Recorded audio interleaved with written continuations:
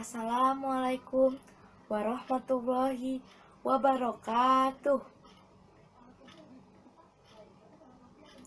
Alhamdulillahirrahmanirrahim.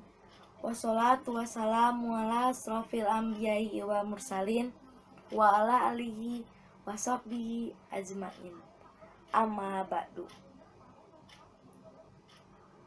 Nudipika hormat Bapak Taufik, nuku abdi dihormati sareng rerencangan nuku abdi sayangi. Puji sinareng syukur mangga urang sami-sami nanggakeun ka Gusti Allah Subhanahu wa taala. Kusabab berkat jeung rahmatna urang sadayana tiasa kempel di dieu dalam keadaan sehat walafiat. Selawat sareng salam urang nyanggakeun ka Nabi pinuji Rasul junjungan alam Muhammad sallallahu alaihi wasallam. Sampurasun. Hadirin anu samirawi. Dina poe ieu abdi Aisyah Husein bade diantara ngeunaan penyalahgunaan narkotika di kalangan remaja.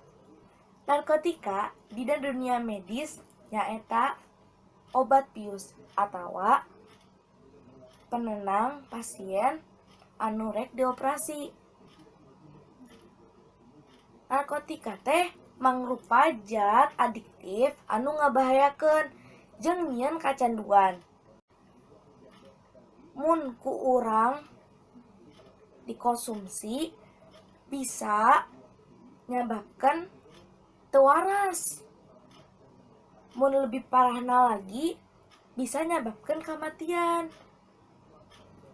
Tapi lain hal anu barudak zaman kiwari. Barudak zaman kiwari mah nganggunakeun narkotika teh keur ngagaya wungkul.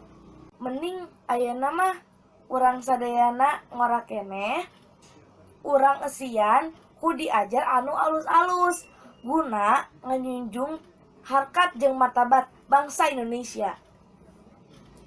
Sakali deui, say no to drugs, but is so safe for your life. Sakitu nu kusim kuring sampaikeun, mugi-mugi mangpaat keur kahirupan urang sadayana.